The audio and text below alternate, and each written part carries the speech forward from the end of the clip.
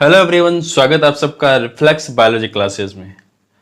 आज हम बात करने जा रहे हैं क्लास 9 का साइंस का चैप्टर फर्स्ट है हमारा, मैटर इन आवर सराउंडिंग। तो हमारे आसपास के जो पदार्थ हैं उनके बारे में हम लोग क्या करेंगे, चैप्टर में बात करेंगे। तो लिखा, as we look at our surrounding we see a large variety of things with different shapes, size and textures. तो कह रहे अगर हम अपने चारों तरफ हमारे सराउंडिंग में हमारे आसपास देखें तो हमें बहुत सारे क्या होंगे, अलग अलग टाइप की थिंग्स देखने को मिलेगी, जिनका शेप अलग होगा, जिनका साइज अलग होगा, जिनका टेक्सचर अलग होगा, मतलब उनका आकार आकृति, उनकी जो बनावट है वो सब क्या होगी, अलग अलग तरह की होगी। Everything in this universe is made up of material which scientist have named matter. Universe के अंदर ऐसी कोई भी मटेरियल है, पदार्थ जिससे मिलकर बना हुआ है, उसको साइंटिस्ट वगैरह ने क्या नाम दे रखा है, मैटर नाम दे रखा है, हमें पदार्थ कहते हैं उसको। अभी हम जहाँ बैठे हैं, हम अगर अपने आस पास जैसे बहुत सारी चीजें देखें तो अलग अलग टाइप की दिखेगी, अलग अलग शेप की दिखेगी, तो वो सब क्या कहलाती है, अपनी मैटर कहलाती है।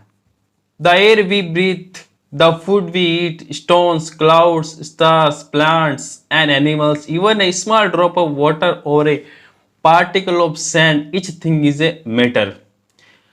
तो यहाँ पे कह रहा है कि हम जो सांस लेते हैं, श्वसन जैसे मान लो ऑक्सीजन ले रहे हैं, हम फूड जो खाना खाते हैं, हमारे आसपास स्टोन्स हैं, क्लाउड्स हैं आकाश में, स्टार्स, तारे, प्लांट्स, एनिमल्स, और इवन कई पानी की एक छोटी सी बूंद है या फिर सैंड का एक पार्टिकल है छोटा सा, वो भी क्या है, एक मैटर है। मतलब हमारे आसपास जितनी भी चीजें हैं सब में सब क्या है, मैटर है, पदार्थ है।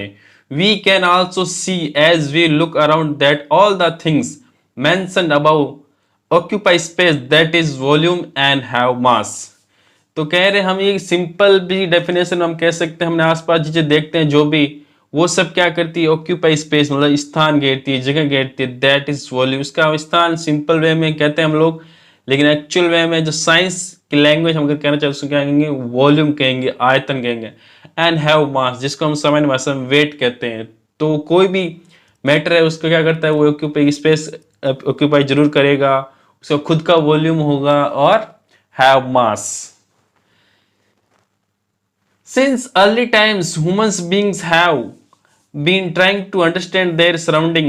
तो ये तो हम जानते ही, ह्यूमंस जो है स्टार्टिंग से क्या है, अपने आसपास जो चीजों के होते हैं वो क्यूरियस होता है, जानने की उत्सुकता रहती है उसको। तो इस प्रकार वो भी अपने आसपास जो भी मैटर वगैरह है उन सबको क्या अंडरस्टैंडिंग करने की क्या करता है, कोशिश करता रहा है। Early Indian philosophers classified matter in the form of 5 basic element. तो स्टार्टिंग के अंदर जो अपने भारतीय फिलोसोफर थे, इंडियन फिलोसोफर थे, तो भारतीय दर्शन शास्त्री, तो उन्होंने अपने जितने भी मैटर थे उनको 5 बेसिक एलिमेंट, 5 भागों में बांटा था। द पंच तत्व, जिसे आज सामान्य भाषा में हम कहते हैं पंच तत्व, वो कौन कौन से, एयर, अर्थ, फायर, स्काई और वाटर। पंच तत्व वो कौन कौन से हैं, वायु, पृथ्वी, अग्नि, आकाश और जल। तो इन्हीं से माना जाता है सारी जो मैटर्स हैं, जो भी चाहे हम हो, लिविंग हो चाहे नॉन लिविंग हो, वो सारे इन्हीं पंचतत्वों से मिलकर बनते हैं और इन्हीं के अंदर लास्ट में क्या होते हैं, जब मिल जाते हैं। According to them everything living और non living was made up of these 5 basic element.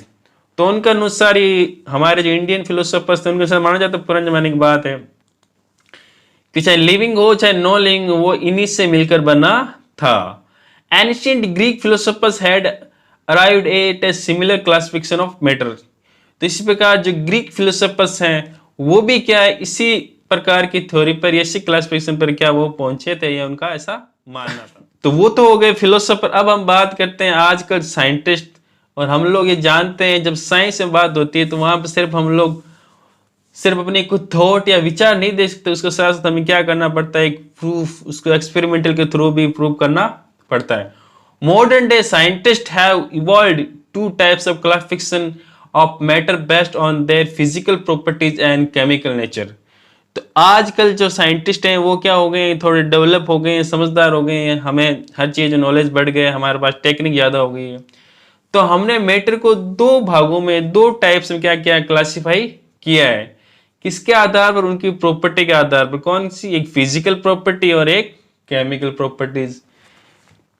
In this chapter, we shall learn about matter based on its physical properties.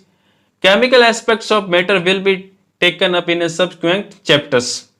तो ये जो चैप्टर है इसमें हम लोग क्या करेंगे, जो मैटर के बारे में स्टडी करेंगे तो वो हम करेंगे सारी की सारी फिजिकल कैरेक्टर या फिजिकल प्रॉपर्टी के आधार पर। कहने का मतलब सिंपल से कह रहे ऐसे फिजिकल कैरेक्टर किनको कहते हैं, ऐसे कैरेक्टर जो सीधे अपने आंखों से क्या विजिबल, जैसे शेप हो गया, साइज हो गया, कलर हो गया, इनके बारे में हम लोग क्या करेंगे, यहाँ पे सीधा इनके बारे में स्टडी करेंगे। और केमिकल एस्पेक्ट देखेंगे, केमिकल आधार पर भी इनकी स्टडी करेंगे, लेकिन इनसे जो आगे चैप्टर आएंगे उनके बारे में। लेकिन इस चैप्टर में हम लोग जो पढ़ेंगे वो किस पर, सारा का सारा हमारा जो मैटर डिस्कशन होगा वो किस होगा, फिजिकल प्रॉपर्टी पे, भौतिक गुणों पे। तो फर्स्ट हमारा टॉपिक है फिजिकल नेचर ऑफ मैटर। तो हम फिजिकल प्रॉपर्टी के आधार पर देख लेते हैं। तो फिजिकल का मतलब सिंपल सा हो गया, वो किस रूप में पाया जाता है, किस रूप में दिखाई देता है, ऐसी बात हम इसमें। तो फर्स्ट पॉइंट है इसका, matter is made up of A particles. तो मैटर कोई भी हो वो किसी ना किसी से क्या होता है, पार्टिकल से मिलकर बना है। तो हमारा टॉपिक हो गया क्या, पदार्थ कणों से मिलकर बना होता है। यस, इसके बारे में पढ़ते हैं। For a long time two schools of thought prevailed regarding the nature of matter. तो बहुत समय तक ये जो प्रकृति के बारे में या पदार्थ की जो नेचर है उसके बारे में दो तरह के क्या विचार पुराने समय से चलते आ रहे। One school believed matter to be continuous like a block of wood, whereas the other thought the matter was made up of particle like sand. तो एक जो विचारधारा थी या कह सकते हैं एक जो साइंटिस्ट का ग्रुप था वो मानता था ये जो ब्लॉक ऑफ वुड है वैसे ही सारे के सारे क्या है, मैटर हैं। लेकिन दूसरा ग्रुप है या साइंटिस्ट है उनका जो विचारधारा रखते हैं वो कहते हैं कि नहीं, वो क्या है, छोटे छोटे पार्टिकल से मिलकर बने हुए, जैसे सैंड के पार्टिकल होते हैं वैसे। Let us perform an activity to decide about the nature of matter, is it continuous और पार्टिकुलेट। तो चलो हम लोगों ने दो बात जान ली, या तो कह रहे हैं एकदम पूरा वुडन ब्लॉक की तरह होगा, या फिर कह रहे हैं वो छोटे छोटे पार्टिकल से मिलकर बना हुआ है। तो इसके लिए हम लोग एक एक्टिविटी करके देखते हैं कि वो कैसा है, वुडन ब्लॉक की कंटिन्यूस तरह या फिर एक पार्टिकुलेट की तरह। तो एक्टिविटी 1.1 हमारा देखते हैं। तो फर्स्ट लिखा हुआ है टेक ए 100 ml बीकर। तो हमें क्या लेना है, 100 ml का बीकर लेना है। मतलब बीकर जिसकी कैपेसिटी क्या होनी चाहिए, 100 ml, जो भी उसके अंदर आ सके volume. Fill half the beaker with water and mark the level of water. तो उसे आधा पानी से भर दो और उसे क्या कर दो, वहां पे चिन्ह लगा दो जितना पानी भरा है। Dissolve some salt and sugar with the help of a glass rod. फिर उसके अंदर क्या करो, हम जो भी चीज सॉल्ट या शुगर डाल रहे हैं उसको हम क्या करें, स्टिर कर दें, उसको हिला दें ग्लास रोड से या स्पून वगैरह है तो उससे। Observe any change in water level. तो क्या हमें जब वाटर के अंदर सॉल्ट या शुगर हमने जब मिलाया तो वाटर लेवल के अंदर क्या कोई चेंज है, क्या वाटर लेवल बढ़ा है, इंक्रीज हुआ है या डिक्रीज हुआ है। What do you think has happened to the salt.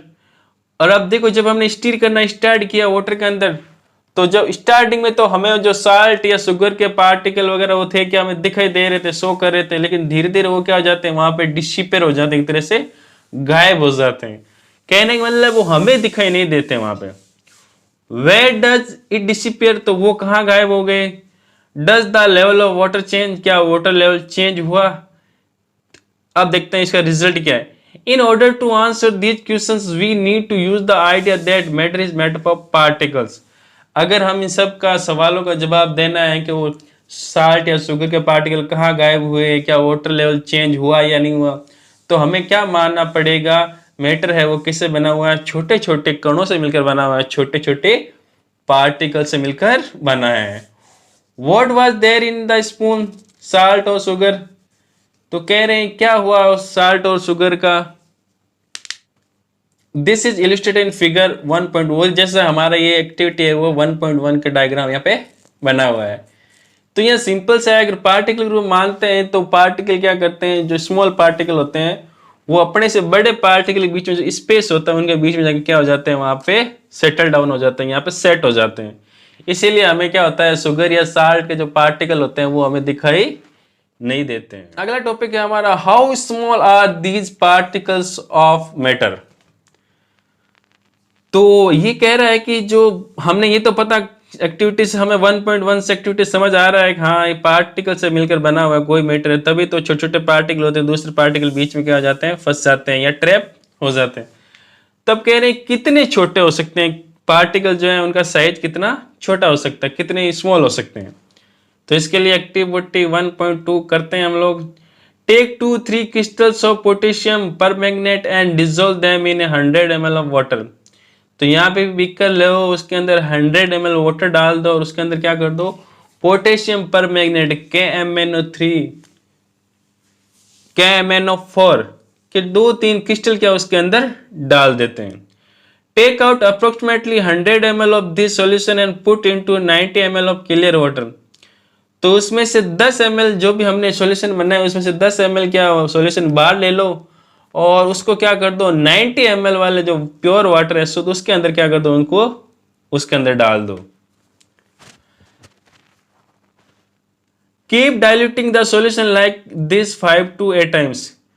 तो डाइल्यूट का सिंपल सा तक जाना जाता है तो उसका मतलब होता है पतला करना। तो हमें जो भी सॉल्यूशन दिया था उसको हमें और डाइल्यूट करना है, मतलब कहने का मतलब उसके अंदर हम और ज्यादा वाटर मिलाएंगे। Is the water stilled colour, क्या वाटर के अंदर अभी भी वही कलर है? नहीं, हम लोग नोटिस कर लेंगे स्टार्टिंग में जो होता है कलर क्या होता है, देख सकते हो डायग्राम के अंदर सेकंड वाले बीकर के अंदर डार्क है, लेकिन जैसे जैसे हमने उसको डाइल्यूट करना स्टार्ट किया तो उसका कलर क्या हो गया, धीरे धीरे क्या हो रहा है, डार्क नहीं रहा है, क्या हो गया, फीका हो रहा है ना। तो इसका कंक्लूजन क्या निकला, इसका रिजल्ट क्या निकला देखते हैं। These experiments show that just a few crystals of potassium permanganate can color a large volume of water, about 1000 litre. तो क्या इस एक्सपेरिमेंट से हमें यह पता चलता है कि कैसे पोटेशियम परमैंगनेट का छोटे छोटे जो क्रिस्टल होते हैं, कुछ ही क्रिस्टल, वो क्या है पानी की बहुत बड़े मात्रा को, बहुत बड़े वॉल्यूम को क्या कर सकते हैं, कलरफुल बना सकते हैं। So we conclude that there must be millions of tiny particles in just one crystal of potassium permanganate, which keep on dividing themselves into smaller and smaller particles। तो इससे हमें समझ आ गया है कि जो पोटेशियम परमैंगनेट है उसका जो क्रिस्टल है, तो क्रिस्टल के अंदर एक्चुअली क्या है, बहुत सारे छोटे छोटे पार्टिकल होते हैं।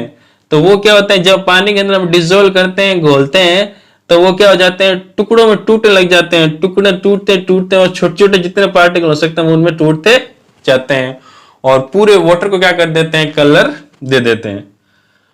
अल्टीमेटली ये stage is reached when the particle can not divide further into smaller particles.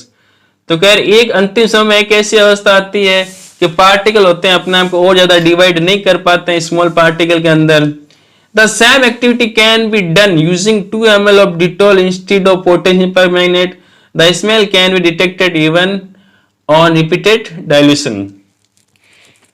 तो ये कह रहे हैं ये जो हमने पोटेशियम परमैंगनेट वाली हमने जो एक्टिविटी की है, तो वो आप डिटोल जो हम घर पे यूज करते हैं, डिटोल लिक्विड जो यूज करते हैं, उसको डिटोल सोप मत समझ लेना, डिटोल लिक्विड सॉल्यूशन आता है उसकी बात कर रहा है। तो उसको लेके हम लोग क्या एक्टिविटी कर सकते हैं और उसको हम जैसे डाइल्यूट करते जाएंगे तो उसकी स्मेल को आप डिटेक्ट कर सकते हो। स्मेल तो आपको पता है हमारे पास हमारा स्मेल ऑर्गन, सेंस ऑर्गन है ही है, नोज, उसके द्वारा हम पता कर सकते हैं। The particles of matter are very small, they are small beyond our imagination. तो कह रहे हैं मैटर जो है पार्टिकल से मिलकर बना हुआ है, तो पार्टिकल जो होते हैं क्या होते हैं, बहुत वेरी वेरी वेरी स्मॉल होते हैं, हमारी इमेजिनेशन, हमारी कल्पना शक्ति से भी बहुत ज्यादा छोटे। टॉपिक है characteristics of particles of matter. अब हमें ये तो पता चल गया है कि जो मैटर है वो किससे मिलकर बना हुआ है, स्मॉल पार्टिकल से बना हुआ है, छोटे छोटे पार्टिकल से। तो अब हम देखते हैं इन पार्टिकल्स के कैरेक्टरिस्टिक्स क्या है, इनके विशेष गुण क्या है। Particles of matter have space between them. तो ये तो हमने अभी एक्टिविटी करके आई है साल्ट वाली है ना, एक्टिविटी 1.1 और 1.2। तो उसमें कह रहे हैं कि जो पार्टिकल्स होते हैं मैटर के, उनके बीच में क्या होता है, स्पेस होता है। In activities 1.1 and 1.2, we saw that particles of sugar, salt, Dettol or potassium permanganate got evenly distributed in water. तो कह रहे हैं हम लोग जो एक्टिविटी कर रहे हैं शुगर को, साल्ट को, डिटोल को और पोटेशियम परमैंगनेट को लेकर जब पानी के अंदर उनको घोलते हैं, डिसॉल्व करते हैं, तो वो क्या होते हैं, उनकी जो लिक्विड जो भी दिया उनको चारों तरफ क्या हो जाते हैं, फैल जाते हैं इवनली, समान, uniformly. Similarly when we make tea, coffee or lemonade, नींबू पानी, particles of one type of matter get into the spaces between particles of the other. तो इसी प्रकार हम जब चाय बनाते हैं, कॉफी बनाते हैं या फिर घर पे नींबू पानी जिसको हम सिकंदी भी कहते हैं बनाते हैं गर्मियों में स्पेशली, तो जब शुगर वगैरह उनके अंदर डालते हैं तो वो पार्टिकल क्या होता है, दूसरे पार्टिकल के बीच में जो स्पेस होता है वो क्या होता है, उनके अंदर गायब हो जाते हैं, मतलब उनके अंदर जाके ट्रैप हो जाते हैं. This shows that there is enough space between particle of matter. और इस एक्टिविटी कर ली और इसमें कंफर्म हो गया है कि कोई भी मैटर हो उसके बीच में क्या होता है, स्पेस होता है जो दूसरे पार्टिकल्स क्या हो जाते हैं उसके अंदर आ. नेक्स्ट हमारा टॉपिक है मतलब particles of matter are continuously moving. तो पहले तो हमने जान लिया कि पार्टिकल्स होते हैं जो मैटर के, उनके बीच में क्या होता है, स्पेस होता है. अब ये कह रहा है मैटर के जो पार्टिकल होते हैं वो कंटिन्यूसली मूविंग करते रहते हैं क्या. अभी अपने आसपास देखो, आपके पास बहुत सारी आर्टिकल्स पड़े हैं, बहुत सारी चीजें पड़े हैं, आपके हाथों में जो मोबाइल फोन है, तो क्या वो आपको हिलता डुलता दिखाई दे रहा है क्या. लेकिन यहाँ पे ये कैरेक्टर की हम बात कर रहे हैं कि मैटर कोई भी हो उसके पार्टिकल होते हैं वो क्या करते हैं, कंटिन्यूसली मूविंग करते रहते हैं, मतलब वो गतिमान रहते हैं, हिलते डुलते रहते हैं. चलिए आइए जानते हैं इस बात को एक्टिविटी 1.3 के कंटिन्यूसली मूविंग करते हैं या नहीं करते हैं. कि put A unlit incense stick in A corner of your class. तो कह रहे हैं आपकी क्लास में या आपके जहां पढ़ रहे हो आप, घर में, रूम में, कहीं पे भी एक अनलिट मतलब जो इंसेंस जो अगरबत्ती वगैरह है वो क्या है, बिना बुझी हुई अगरबत्ती होनी चाहिए, या कहते हो जली हुई नहीं है, तो उसको आप अपने कॉर्नर में कहीं रखो. How close do you have to go near it so as get it smell. अब वो जल नहीं रही है, बुझी हुई है, तो उसको आप स्मेल लेने के लिए आपको उसके पास कितना पास जाना पड़ेगा. ठीक है. अब दूसरी बात इसी के अंदर, now light the incense stick. अब क्या करो, जो अगरबत्ती है उसको क्या करो, आप जला दो. What happens, do you get the smell sitting at A distance. क्या अब आप जब थोड़ी दूर पे बैठे रहते हो तो अगरबत्ती को जलाने पर क्या होता है कि हमें उसकी स्मेल आ जाती है, या फिर हम जब वो बुझी हुई थी तब हमें ज्यादा स्मेल दूर से आ रही थी. तो हमें कंफर्म है जब हम अगरबत्ती को जला देते हैं इंसेंस स्टिक को, तब क्या हो जाता है, उसकी स्मेल जो होती है वो हमें काफी दूर तक क्या होती है, हमें इसको अपनी नोज के द्वारा क्या कर सकते हैं, उसको सेंस कर सकते हैं. Record your observation. तो हमें पता चल गया अपने ऑब्जर्वेशन क्या है. अब अगली activity 1.4, take 2 glasses beakers filled with water. ये एक्टिविटी देखने में बड़ी लग रही है, वैसे है एकदम सिंपल सी, घबराने वाली बात नहीं, आराम से बढ़ो. तो इसने कहा है 2 बिकर ले लो या 2 गिलास ले लो और उनको क्या भर दो, पानी से भर दो. Put a drop of blue और red ink slowly and carefully along the sides of the first beaker and honey in the same way in the second beaker. तो कह रहे दोनों बिकर के अंदर पानी डाल दिया और एक में क्या कर दो, इंक डाल दो, या तो ब्लू डाल दो या रेड डाल, जो आपको अच्छी लगे वो डाल दो. और दूसरे बिकर के अंदर क्या करना है, आपको उसके अंदर हनी डाल देना है. सेम तरीके जैसे पहले में इंक डाली है, दूसरे में क्या डाल देना, अपना हनी शहद डाल दो. Leave them undistributed in your house और इन ए कॉर्नर इन द क्लास. अगर आप ये घर में कर रहे हो या क्लास में कर रहे हो तो उसको कुछ समय के लिए क्या कर दो, आप उसको अनडिस्ट्रीब्यूटेड रख दो, मतलब उसको छेड़ना नहीं, कुछ हिलाना हिलाना कुछ भी नहीं. Record your observation. अब आप देखो, मतलब कहने का मतलब वो देखो, स्टील ज्यादा डिजोल्व कौन हो, जल्दी कौन होते, दोनों होते हैं, या जल्दी कौन होता है, स्पीड ज्यादा किसकी, ये सारे हमें क्या करने हैं, ऑब्जर्व करने हैं. What do you observe immediately after adding the ink drop. जब आप इंक ड्रॉप को उसके अंदर डालोगे तब क्या ऑब्जर्व करोगे. What do you observe immediately after adding A drop of honey. जब एक हनी की एक बूंद डालोगे तब क्या ऑब्जर्व करोगे. तो आप सिंपल सा नोटिस करोगे कि इंक है वो थोड़ा ज्यादा फास्टली क्या कर जाएगी, उसके अंदर फैल जाएगी, स्प्रेड हो जाएगी, हनी वाला नहीं होगा। How many hours or days it take off the colour of ink to spread evenly throughout the water.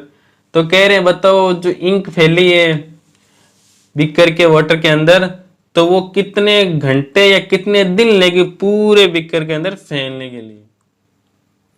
चलो इसके साथ साथ एक्टिविटी 1.5 भी हम कर लेते हैं दोनों, क्योंकि कंक्लूजन है सेम ही होगा। तो उसमें हमने अब लेना है activity, drop a crystal of copper sulphate और potassium permanganate into a glass of hot water and another containing cold water. तो यहाँ पे हमें 2 गिलास ले लो या 2 बीकर ले सकते हैं आप, उसके अंदर एक के अंदर तो गर्म पानी होना चाहिए, एक अंदर क्या होना चाहिए, ठंडा पानी होना चाहिए, और उसके अंदर डाल दो कॉपर सल्फेट का या पोटेशियम परमैंगनेट का क्रिस्टल डाल दो। Do not stir the solution. तो जैसे हम दोनों में क्रिस्टल डालेंगे तो हमें क्या करना है, उन दोनों को हिलाना नहीं है, बस जैसे रखा उसको वैसे रख दो। Allow the crystal to settle at the bottom. तो हमें कुछ समय के लिए उनको क्या कर देना, छोड़ देना, जिससे वो क्या हो जाए कि आप जो भी क्रिस्टल हैं दोनों में, एक गर्म पानी में और एक ठंडे पानी में जाके आ जाए, आपस में सेटल हो जाए। What do you observe just above the solid crystal in the glass? तो आपने जब सॉलिड क्रिस्टल डाले थे एक कोल्ड वाटर वाले बीकर में और एक हॉट वाटर वाले बीकर में, तब आप लोगों ने क्या ऑब्जर्व किया, मतलब कैसे डिजोल्व हुआ, कौन फास्ट डिजोल्व हुआ, या किसकी स्पीड ज्यादा है किसकी स्लो है। What happens as the time passes? और जैसे जैसे समय गुजरता है तो क्या फर्क पड़ता है। What does the suggest about the particles of solid and liquid. और क्या आपका सजेशन हो सकता है या क्या सुझाव देना चाहेंगे कि सॉलिड के और लिक्विड के जो पार्टिकल हैं वो कैसे घुलते हैं, फास्ट घुलते हैं या स्लो घुलते हैं, कौन फास्ट है कौन स्लो, ये हमें पता चलेगा। Does the rate of mixing change with the temperature, why and how. तो इसमें देखो एक में कोल्ड है और एक में हॉट है, इसका मतलब हॉट है उसका टेम्परेचर क्या है, ज्यादा है। तो अब हमें ये बताना है कि जब टेम्परेचर के साथ जो मिक्सिंग होती है सॉल्यूशन के अंदर वाटर के अंदर, तो वो क्या इसके रेट में उसकी स्पीड में फर्क पड़ता है या नहीं पड़ता है, और पड़ता है तो व्हाई एंड हाउ, कैसे। तो from the above 3 activities 1.3, 1.4 and 1.5 we can conclude the following. तो ये हम जो पीछे 3 एक्टिविटी करके पढ़ी है हम लोगों ने, इन तीनों एक्टिविटी का क्या है जो कंक्लूजन है, जो निष्कर्ष है, वो क्या है यहाँ पे सामने है, आपके दिख रहा है, वो क्या है, तीनों का सेम है। देख लेते हैं क्या है। Particles of matter are continuously moving, that is they possesses what we call the kinetic energy. तो मैटर कोई भी हो और उसके पार्टिकल जो हमेशा होते हैं वो क्या होते हैं, कंटिन्यूसली मूविंग करते हैं, मतलब हमेशा क्या करते रहते हैं, मूव करते रहते हैं, क्योंकि उनके अंदर क्या होती है, एक एनर्जी होती है, उसका एनर्जी हम क्या कहते हैं, काइनेटिक एनर्जी। तो मोस्टली सिंपल सा बता देते हैं, एनर्जी 2 टाइप की होती है, काइनेटिक एनर्जी, एक पोटेंशियल एनर्जी। तो ड्यू टू मोशन जो एनर्जी होती है ना, मोशन के कारण गति के कारण एनर्जी होती है, वो क्या कहलाती है, काइनेटिक एनर्जी। और ड्यू टू रेस्ट मतलब उसकी पोजीशन के कारण जो एनर्जी होती है उसे क्या कहा जाता है, पोटेंशियल एनर्जी। तो हम लोग यहाँ बात करते हैं वो कंटिन्यूसली मूव करते रहते हैं, इसका मतलब एनर्जी कौन सी हो गई, kinetic energy. As the temperature rises, particles move faster। तो कह रहे हैं जैसे जैसे हम लोग टेम्परेचर बढ़ाते हैं तो पार्टिकल क्या करते हैं, और ज्यादा मूव फास्टर हो जाते हैं। So we can say that with the increase in temperature, the kinetic energy of the particles also increase। तो इस प्रकार हम कह सकते हैं कि स्पीड बढ़ रही है, इसका मतलब काइनेटिक एनर्जी बढ़ रही है। तो इसका मतलब जब भी टेम्परेचर बढ़ाते हैं तो पार्टिकल्स की जो काइनेटिक एनर्जी है वो क्या हो जाती है, वो भी बढ़ जाती है, और उसका मोशन क्या हो जाता है, ज्यादा तेज हो जाता है। In the above 3 activities we observe that particles of matter intermix on their own with each other.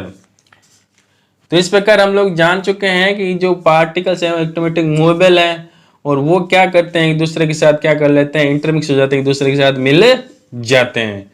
They do so by getting into the space between the particles। तो ये सब कैसे करते हैं, वो पार्टिकल जो मैटर बना हुआ है पार्टिकल से, उनके बीच में जो स्पेस होता है उनके बीच में क्या होते हैं, मतलब कहने का मतलब जो बड़े पार्टिकल हैं उनके बीच स्पेस होता है, उनके बीच छोटे पार्टिकल क्या कर जाते हैं, अपने सेट हो जाते हैं। This intermixing of particles of different types of matter on the their own is called diffusion.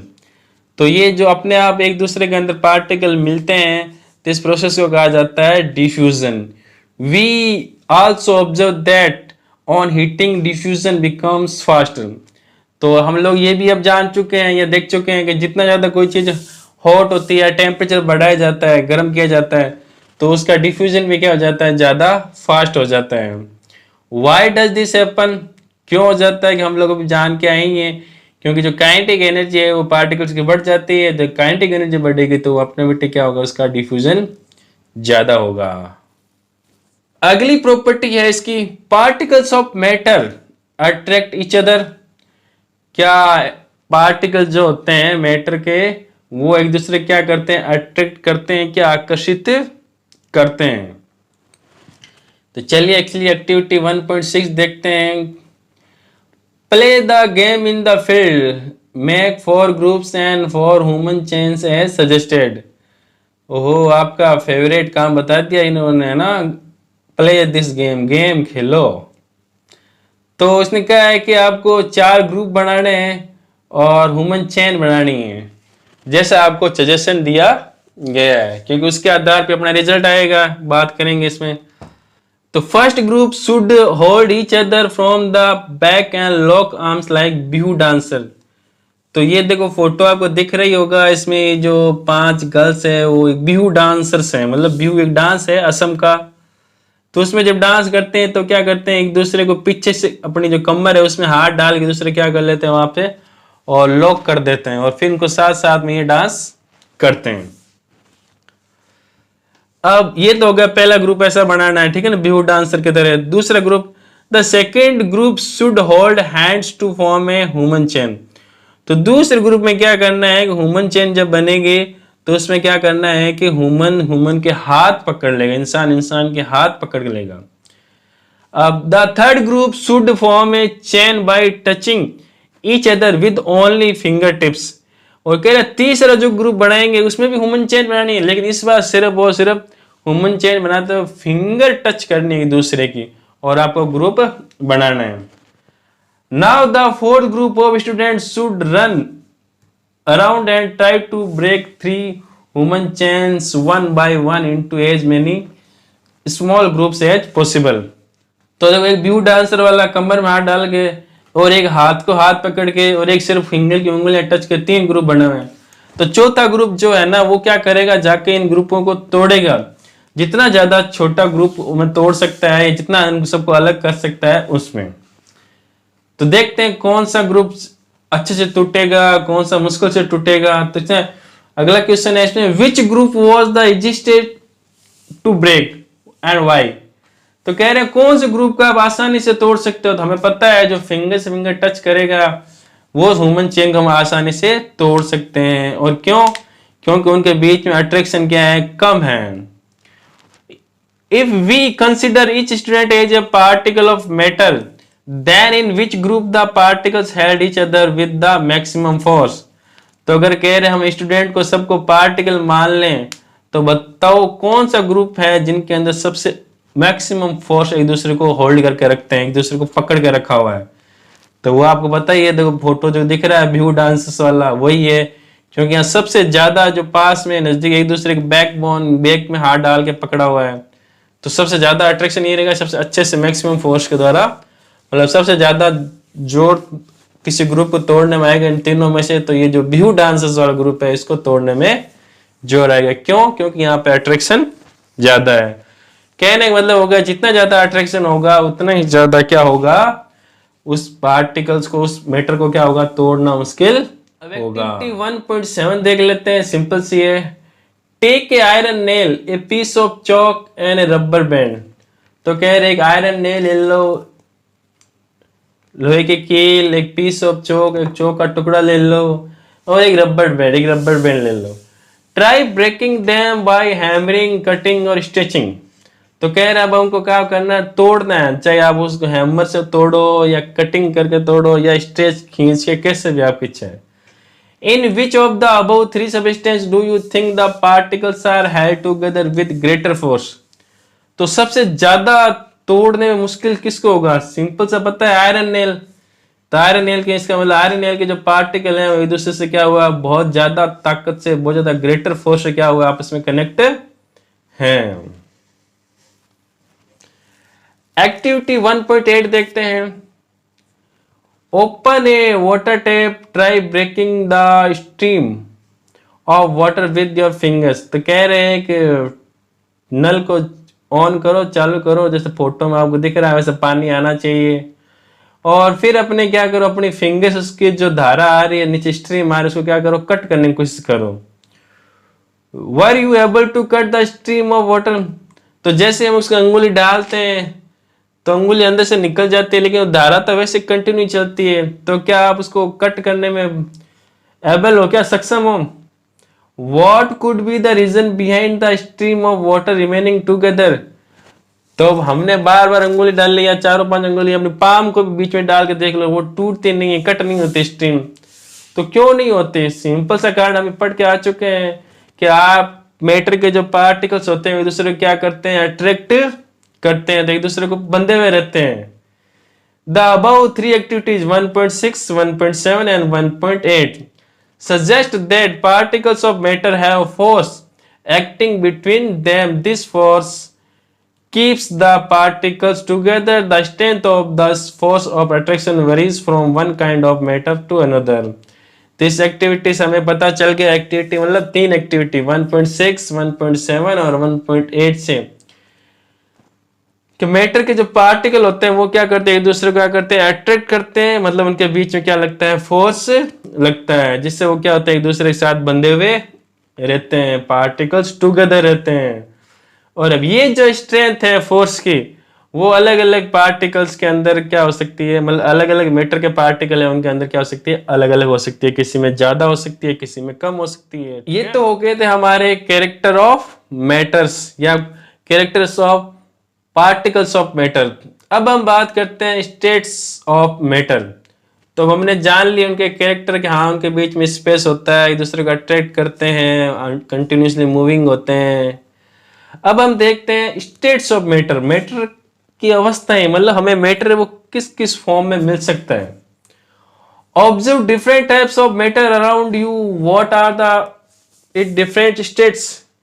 तो अपने चारों तरफ नजर घुमा के देख लो, चाहे अभी कहीं भी देख लो, क्या आपके आसपास जितने भी मैटर हैं वो क्या सेम स्टेट में क्या, मतलब सारे सॉलिड है सॉलिड है क्या, सारे लिक्विड है तो लिक्विड है क्या, या गैसेस है गैस है।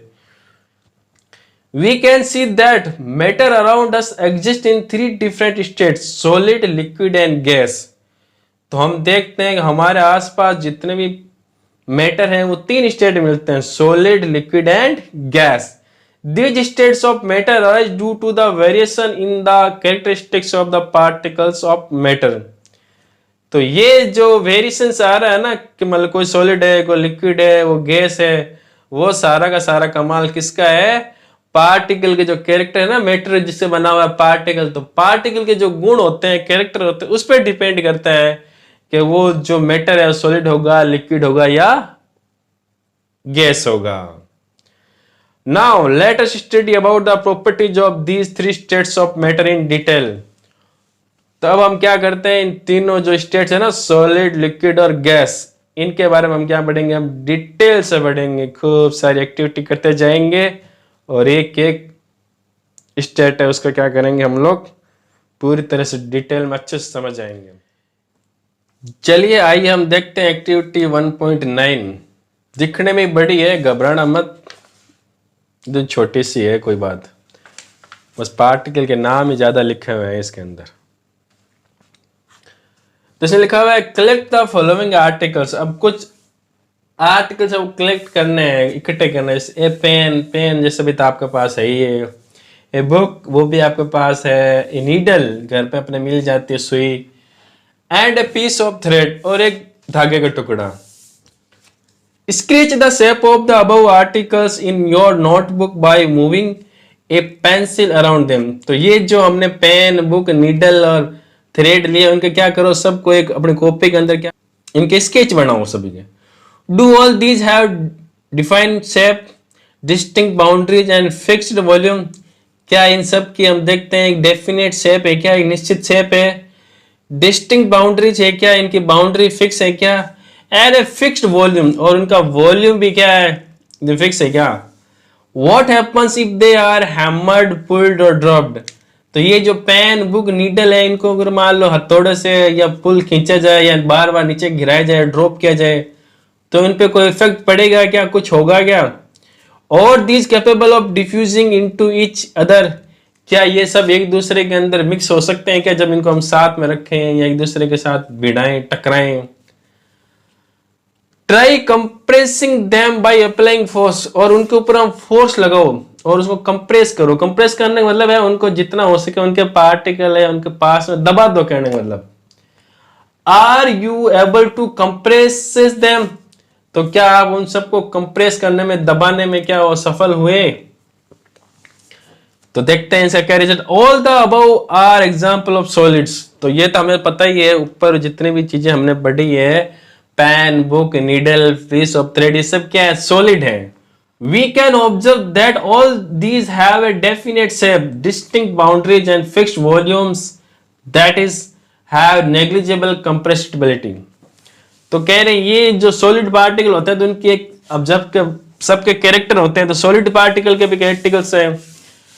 तो सॉलिड जो मैटर होता है उनका क्या होता है, एक डेफिनेट शेप होता है, एक निश्चित आकार होता है। डिस्टिंक्ट बाउंड्रीज, तो उनकी चारों तरफ क्या होती है, एक निश्चित बाउंड्री होती है, सीमा होती है।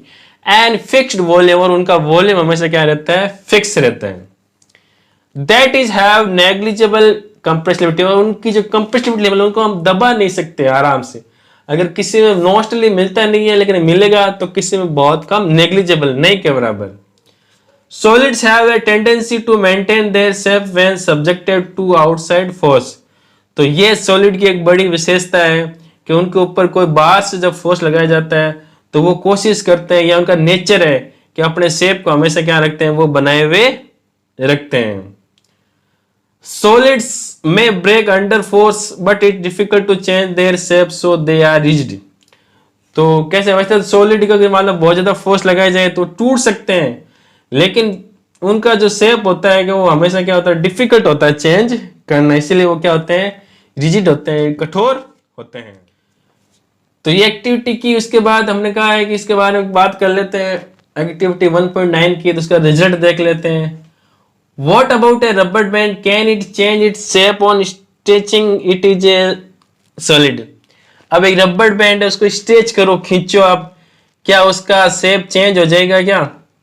और अगर वो शेप चेंज हो रहा है, तभी तो हमने बात की थी कि सॉलिड होता है उसका शेप क्या होता है, डेफिनेट शेप होता है, तो फिर यहाँ तो चेंज हो रहा है, तो क्या वो सॉलिड नहीं है क्या।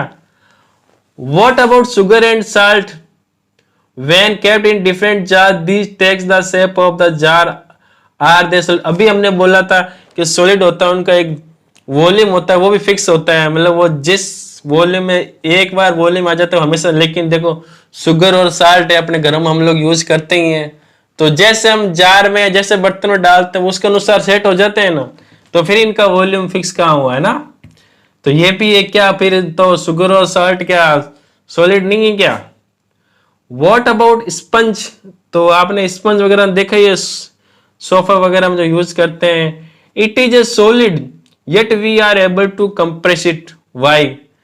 तो सॉलिड है, या फिर हमारा जो डस्टर हम काम लेते हैं बोर्ड वगैरह क्लीन करने के लिए, तो वो भी देखो आप स्पंज ही एक तरह का, तो उसको हम कंप्रेस कर सकते हैं, दबा सकते हैं उसको, तो वो क्या सॉलिड नहीं है क्या, या फिर वो ऐसा कंप्रेस क्यों हो पाता है। तो all the above are solid से, ऊपर वाले जो भी चीजें हैं, रबर बैंड हो गया, शुगर, साल्ट, ये सब क्या है, सॉलिड है। अब देख लेते हैं रीजन क्या है इनके। A rubber band changes shape under force and regain the same shape when the force is removed. तो ये हम सब ने देखा है कि रबर बैंड को अगर हम लोग स्ट्रेच करें, खींचें, तो एक लिमिटिंग तक हम उसको खींचेंगे और वापस जब छोड़ेंगे तो फोर्स जैसे हटाएंगे तो वो क्या हो जाएगा, सेम शेप पे वापस आ जाएगा। If excessive force is applied it breaks, हाँ अगर उस हद से ज्यादा अगर फोर्स उसको लगा लेते हैं तो वो क्या हो जाता है कि टूट जाता है।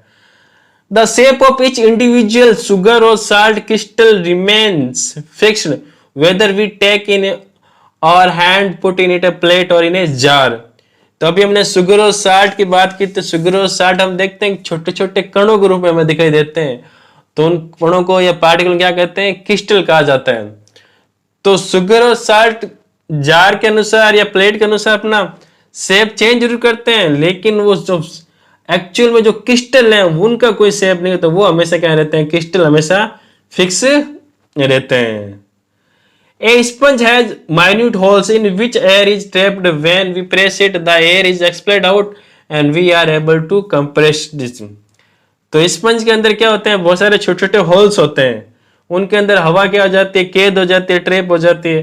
तो जैसे हम उसको प्रेस करते हैं, दबाते हैं, तो हवा क्या हो जाती है, बाहर निकल जाती है, और हवा बाहर निकलने से उसको हमारा से क्या कर लेते हैं, कंप्रेस कर लेते हैं। तो वो तो हमारी हो गई सॉलिड की बातें। अब हम देख लेते हैं सॉलिड में डेफिनेट शेप मिलेगा, डेफिनेट वॉल्यूम मिलेगा, रिजिड होगा, ये बातें हमने बात कर ली यहाँ पे। अब देखते हैं हम लोग द लिक्विड स्टेट। एक्टिविटी है 1.10। तो इसमें भी देखो फोटो दिख रही है, सामान हमको सबको कलेक्ट करना है। कलेक्ट द फॉलोइंग, कौन से वाटर को, कुकिंग ऑयल, मिल्क, जूस और कोल्ड ड्रिंक। तो आप सबको अच्छे लगती होगी कोल्ड ड्रिंक, लेकिन आपको सबको कम यूज करनी चाहिए, आपको यूज करना चाहिए सबसे ज्यादा मिल्क, जूस, ये चीजें हैं अच्छे छानने के लिए।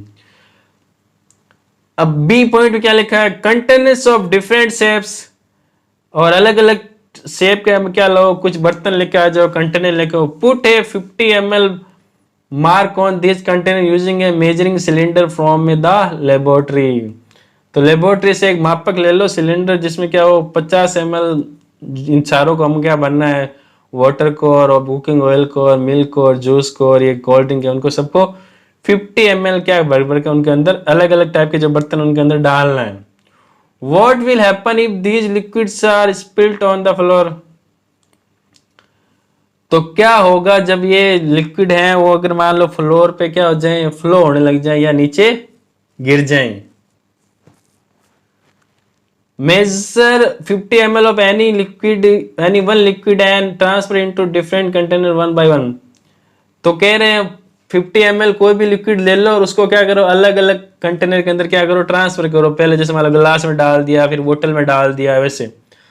Does the volume remain the same, तो क्या वो पहले 50 ml था, जब दूसरे बर्तन में हमने डाला तो क्या वो 50 ml नहीं रहा क्या? जैसे मिल्क है तो 50 ml बोतल के अंदर है, उसी 50 ml को हम दूसरी गिलास में डाल लें तो 50 ml नहीं रहेगा, यस वो सेम रहेगा, ठीक है। Does the shape of the liquid remain the same, तो क्या जो लिक्विड का शेप है वो क्या सेम रहता है क्या? नहीं, हम देखते हैं कि लिक्विड जो होता है क्या शेप अपना जैसा कंटेनर होता है, जैसा बर्तन होता है उसके अनुसार क्या कर लेता है, अपने आप को आकार दे लेता है। When you pour the liquid from one container to another, does it flow easily?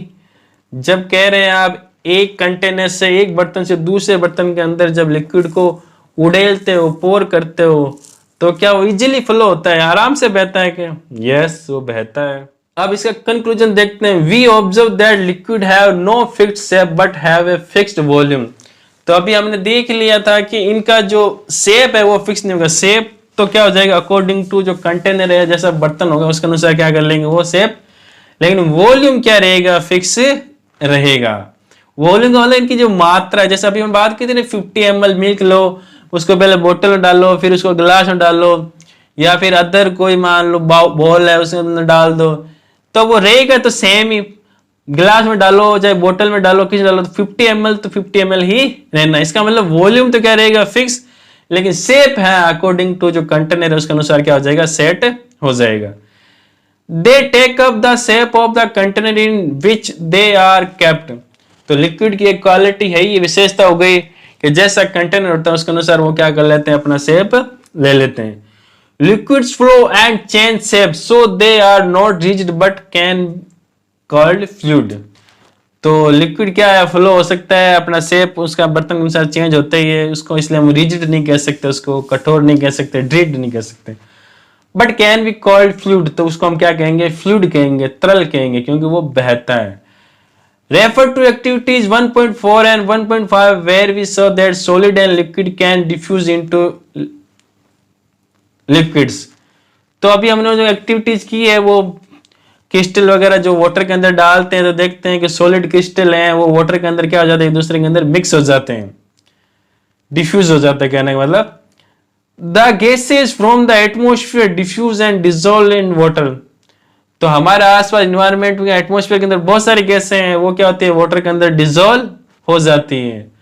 These gases, especially oxygen and carbon dioxide, are essential for the survival of aquatic animals and plants. तो जो specially जो oxygen वगैरह है वो क्या हो जाती है, वाटर के अंदर डिसॉल्व हो जाती है। तो उससे एक्वाटिक एनिमल और प्लांट है वो क्या होते हैं, इजीली क्या करते हैं, रेस्पायर कर पाते हैं, रेस्पिरेशन कर पाते हैं, श्वसन कर पाते हैं। अगर आप सोचो अगर वो गैस वाटर के अंदर डिसॉल्व नहीं हो पाती तो क्या एक्वाटिक लाइफ है जो है एनिमल और प्लांट की पॉसिबल है, वो नहीं होती। All living creatures need to breathe for survival. तो जितने भी लिविंग क्रीचर जीव हैं उन सबको क्या है, सर्वाइव करने के लिए ब्रीथ करना ही पड़ता है। आप पता है सांस लेना जरूरी है हमको। अभी हम जैसे बढ़ रहे हैं, हम मोबाइल देख रहे हैं, खेल रहे हैं, कूद रहे हैं, सो रहे हैं, चाहिए तो भी हमें ब्रीथ करना इसेंशियल है। The aquatic animals can breathe underwater due to the presence of dissolved oxygen in water. तो जो एक्वाटिक एनिमल होते हैं वो तो पानी के अंदर रहते हैं, तो वो क्या करते हैं, जो ऑक्सीजन लेते हैं वो कौन से लेते हैं, वाटर डिसॉल्व्ड, मतलब वो पानी के अंदर क्या होती है, मिली हुई होती है। Thus we may conclude that solid, liquid and gases can diffuse into liquids. इस प्रकार हम कह सकते हैं कि सॉलिड है, लिक्विड है, गैस है, वो क्या हो सकते हैं, एक दूसरे के अंदर लिक्विड के अंदर क्या हो सकते हैं, डिफ्यूज हो सकते हैं, मिल सकते हैं। The rate of diffusion of liquid is higher than that of solid. तो अब कह रहे हैं कि जो डिफ्यूजन की रेट है, घुलने की रेट जो है वो लिक्विड की क्या होती है, सॉलिड से बहुत ज्यादा होती है। सॉलिड क्या होता है, घुलता है कम है, घुलता है तो भी बहुत ज्यादा टाइम लेता है, लेकिन लिक्विड के इस मामले में स्पीड क्या है, अच्छी है। This is due to the fact that in the liquid state particles move freely and have greater space between each other as compared to particle in a solid state. तो ये इफेक्ट हो गया है कि जो सॉलिड के particle हैं वो इजीली मूव तो करते हैं, लेकिन वो जितने गैस के अंदर या लिक्विड के अंदर मूव करते हैं ना वो उतने इजीली नहीं कर सकते। जैसे हम चाहते हैं कि किसी वॉल के अंदर दीवार में हाथ डालना चाहिए तो हम लोग नहीं डाल सकते क्योंकि वो पार्टिकल अट्रैक्शन भी बहुत ज्यादा है। लेकिन अगर हम वाटर वगैरह है उसके अंदर अगर हाथ डालते हैं तो आराम से क्या उसके अंदर हाथ अपना जाता है। अगला अपनी जो स्टेट है वो है गैसेस स्टेट। अब इसके बारे में चल पड़ते हैं। Have you ever observed a balloon seller filling a large number of balloons from a single cylinder of gas. तो आप लोगों ने कह रहा है बैलून सेलर को देखा है क्या? बैलून तो खूब देखे होंगे, अपने बर्थडे पर या किसी अपने रिलेटिव के बर्थडे पर खूब फुलाए होंगे, फिर लास्ट में फटाफट फोड़े भी होंगे आप लोगों ने। तो वो क्या करता है, उसका एक सिंगल सिलेंडर होता है, उससे क्या करता है बहुत सारे वो क्या कर देता है गुब्बारे भर देता है। तो inquire from him how many balloons as he able to fill from one cylinder. तो उससे पूछताछ करनी है, कभी मिलेगा तो करेंगे इससे कि वो एक सिलेंडर से क्या होता है इतने सारे बैलून कैसे फिल कर देता है। Ask him which gas does he have in cylinder, और उसके सिलेंडर के अंदर कौन सी गैस है। तो चलो एक्टिविटी 1.11 हम देखते हैं। Take 300 ml syringe and close their nozzles by rubber corks as shown in figure 1.4। तो ये आपको सामने डायग्राम बना हुआ है, इस प्रकार का सिरिंज लेनी है आपको। कितनी लेनी है? 3 लेनी है। टेक 3 ml, देखो 300 ml सॉरी, तो 100 ml की 3 सिरिंज लेनी है। उनको क्या करते हैं, उसका जो आगे वाला जो इसका कहते हैं माउथ पार्ट वाला, उसको क्या करते हैं नोजल, उसको हम क्या करते हैं रबर कोक से क्या कर देना, क्लोज कर देना, बंद कर देना है। Remove the piston from all the syringe. तो कह रहे हैं जो इसका जो पिस्टन है ना, तो ऊपर देखो डायग्राम दिख रहा है आपको, उसको तीनों में से क्या कर लो, बाहर निकाल दो। 3 सिरिंज लेनी है, तीनों से पिस्टन क्या निकाल दो, बाहर निकाल दो। Leaving one syringe untouched. तो एक सिरिंज के अंदर क्या करना है हमें, अनटच। अनटच का मतलब उसके अंदर कुछ फिल नहीं करना है हमें। अब कुछ फिल नहीं है तो आप समझ गए होंगे क्या फिल हो जाएगा, ऑटोमेटिक एयर फिल हो जाएगी उसके अंदर। Fill water in the second, और दूसरे के अंदर क्या फिल करो, क्या वाटर फिल करो। And pieces of chalk in the third, और थर्ड के अंदर क्या कर देना है कि चाक का जो पीस है, चाक के जो टुकड़े हैं वो आपको उसके अंदर क्या कर देना है, फिल कर देना है। तो पहले में कुछ नहीं है तो उसके अंदर गैस है, दूसरे में क्या डालना है, वाटर डालना है, तीसरे में क्या डालना है, चौक के टुकड़े डाल देने। Insert the piston back into the syringe, अब क्या करो, तीनों के पीछे से क्या लगाओ, पिस्टन लगाओ, गैस वाले के, पानी वाले के और चौक के टुकड़े वाले। You may apply some vaseline on the pistons before inserting them into the syringe for their smooth movement. तो कह रहे हैं आप अगर पिस्टन आपको अगला जोर लग रहा है तो आप क्या कर सकते हो, उसके ऊपर कुछ पिस्टन के ऊपर वेस्टिन वगैरह या ऑयल लगा सकते हो, जिससे क्या हो, पिस्टन का स्मूथ मूवमेंट हो, आराम से स्लिप हो जाए। Now try to compresses the content by pushing the piston in each syringe.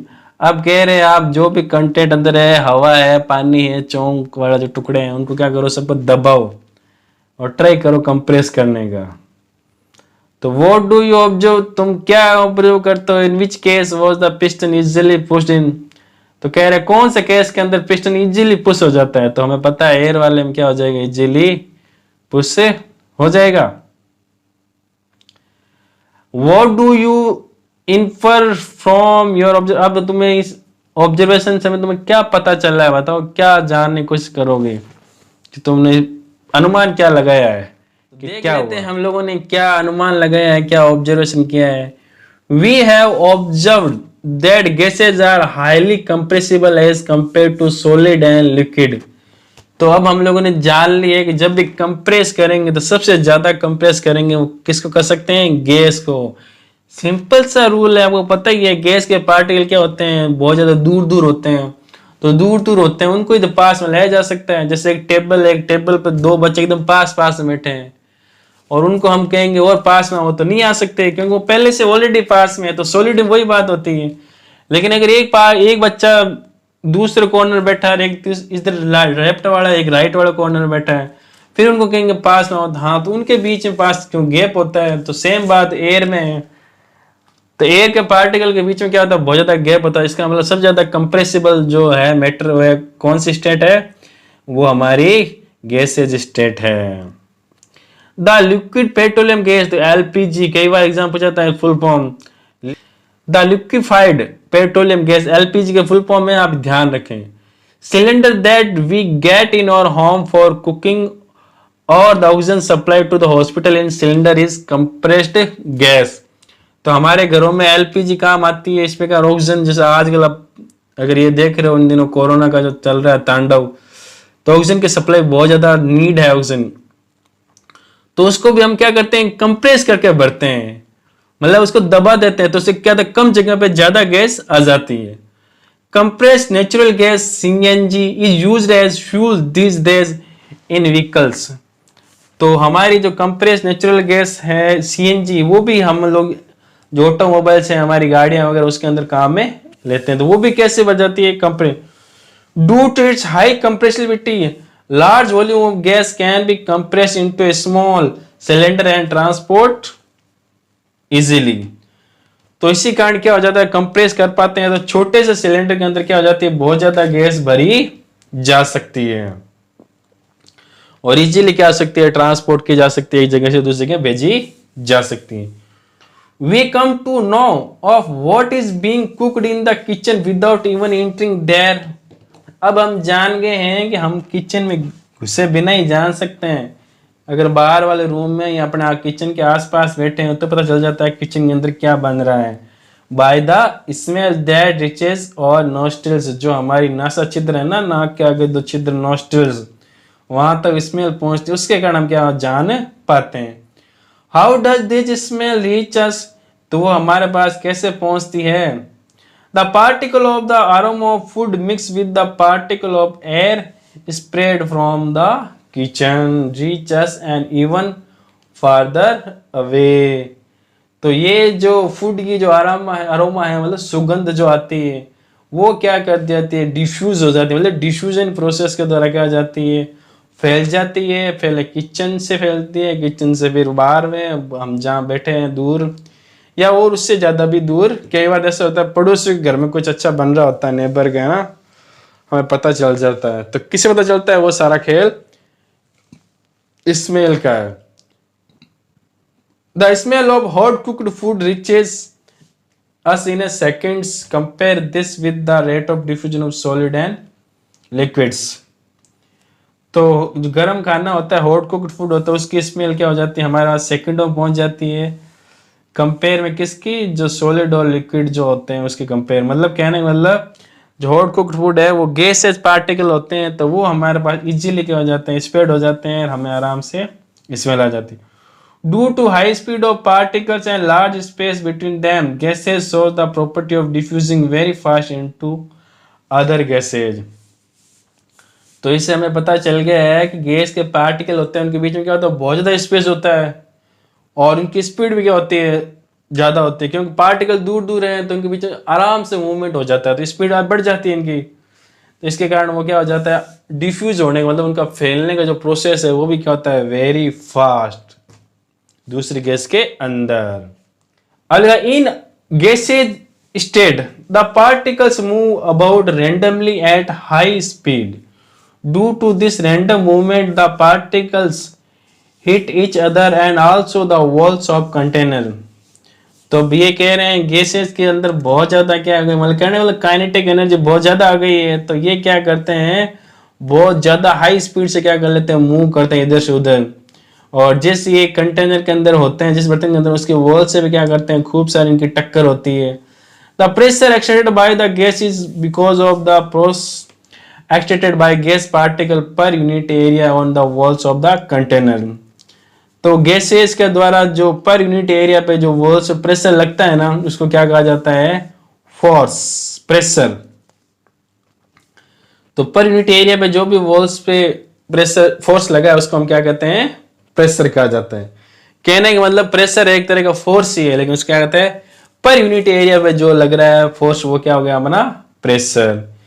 और नीचे देखो डायग्राम बने हुए हैं, सॉलिड का, लिक्विड का, और एक गैस बैलून वाले के अंदर।